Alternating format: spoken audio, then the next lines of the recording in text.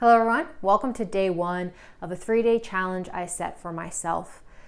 Ever since I stopped using acrylic paint and have been using traditional gouache as my main medium, I have noticed some things that just really, I struggled with creatively. And it's because as an artist, I have many styles and forms of art that I like to create. It's just who I am as an artist.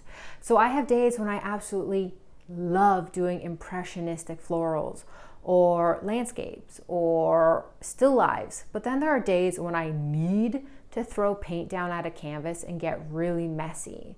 And it's on those days that I struggle with using traditional gouache, because when you're using acrylic paint, it dries and then you can throw more paint down, scrape it, and expose the layer underneath without activating it. And that's the problem with traditional gouache. It's reactivatable. So what I've done is I dedicated 3 days to trying to find a way that I can use traditional gouache like I used to use my acrylic paint. And I want to take you along with me as I do that. If you're new to my channel, hello and welcome. My name is Leah. I'm an artist and creator, and I love to share the magical capabilities of using art as a tool towards healing. And I've documented here on YouTube my struggles with discovering that I have an acrylic allergy. So I'm allergic to using acrylic paint. It irritates my lungs, and I've switched over to using traditional gouache. I am using watercolor paper for my test surfaces just because gouache works really great on watercolor paper. So I'm using 2 different types. One is a hot press and the other is a cold press. So there will be a textural difference, and I really want to see how that affects the outlook of what we're doing. Okay, now let's dive in. What I'm going to be doing for today's steps are to use a lot of mixed media materials for a base layer before I even touch my gouache. Because back when I painted with my acrylics, I absolutely loved having an underlayer that was made of mark making. So I'm going to be using supplies like this Marabou Marabou color and other tools. But what I'm going to do to seal it, I'm thinking, is dilute some white Indian ink and put that down so that these water soluble items can't be reactivated with the gouache. Now, back in the day when I used acrylics, I didn't seal it. I just put down a base layer of acrylic paint that would mix and blend in with these tools because I liked that effect as an underlayer. And when you do these kind of things, you can still see it through the multitude of layers and different things. It was just a part of it. It was a part of the journey of creating for me. But now that I've switched tools, I want to try to seal it. And one of the things that I used to do as well would be to smudge the Marabou around with this makeup applicator sponge. But as you can see on watercolor paper, it doesn't really smudge, and that's because paper is absorbent versus a gessoed canvas board that is going to be slicker. But that's okay. I wanted to see what would happen because right here I'm using the cold press paper first before I switch over to the smooth hot press, so maybe it'll be a little different on the hot press. The trick to doing this kind of mark making, if you want to be really intuitive, is to just let loose and just follow your instincts or go against your instincts. Because if your instinct is to second guess everything, it just kind of like close your eyes and move your arms around. It's really soothing and therapeutic. I loved this aspect when it came to painting prior to doing anything. Okay, so now I've diluted it quite a bit and it is activating the colors, but I think it looks really nice. I was a little worried that it would be too opaque, so I really added a lot of water. I'm hoping that's okay and it won't still be reactivatable post drying.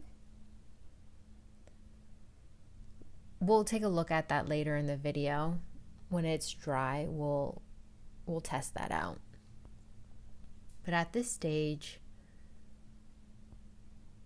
I'm really liking how it's turning out. And you'll find that some areas I am covering with more ink than others. So that may affect it a little, but it's okay.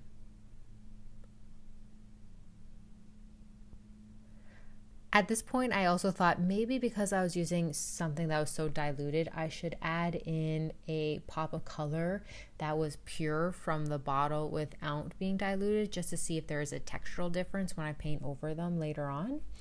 And so I added this bright yellow so it would be noticeable for those areas versus just adding white on white paper.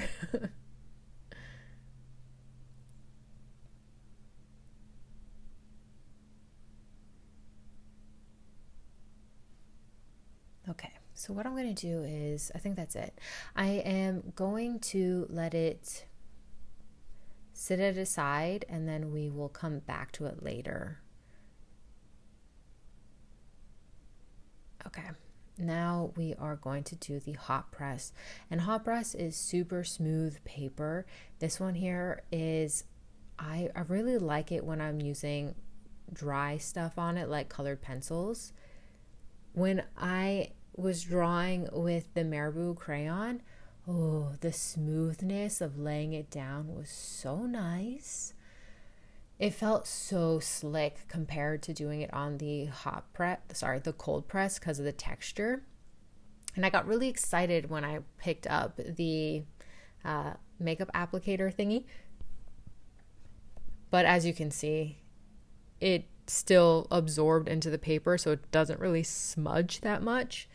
But that's okay. I could have, I guess, wet the sponge and then tried moving it around, but I really just wanted to stick to the same steps on each piece of paper. Next time, I think I'll try to play with it a little differently. Okay, and I know I just said I want to keep to the same steps, but I decided to use a different neo color at this stage just because I had this thought. What if it reactivates differently because it's such a light color? So instead of doing two dark neo colors, I should do a dark and a light and see how that changes reactivation when doing my sealant layer.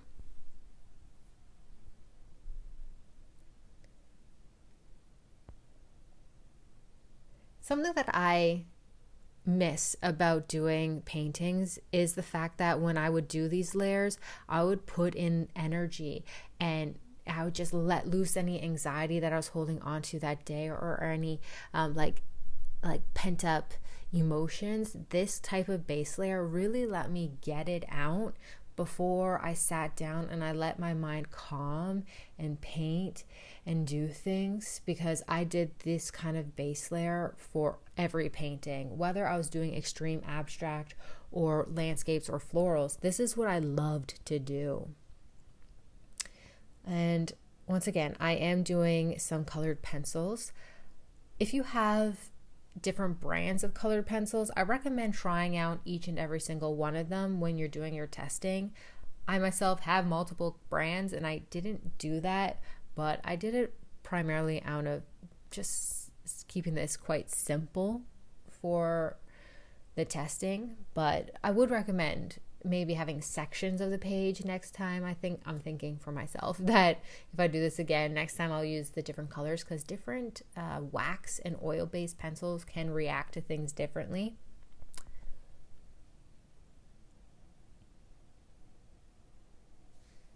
Okay, popping in that bright yellow again just to see if it's going to affect the final product and how things interact with the paint. Now at this stage, the pages, I still wouldn't classify them as fully dry yet, but they are dry to the touch. So what I did was cut them up so I could have multiple sections I could do different testing on. And I really like how it changes the framing and perspective of each piece. They actually kind of look like complete abstract pieces on their own as is. But I'm still going to, do all the painting and layering with the gouache. But what I want to do before I put these aside for overnight is just see if I can activate them by touching. So I'm going to really rub down hard with some paper towels, and as you can see, like barely nothing. It's really honestly only when I add water and I scrub really hard can I pick up the Neo color. And I think the reason for that is because Neo color, the only thing that really diluted it and moved it around was that base top coat versus adding in the extra smudging. And you might be wondering at this stage in time, Leah, this is supposed to be about gouache. Why haven't you used it yet? And the reason behind that is because I want this base layer to truly dry before I do any painting on top of it. Back in the day when it's on a canvas, I would whip on a fan and I would let it dry for like a couple of hours and then go and paint on top of it.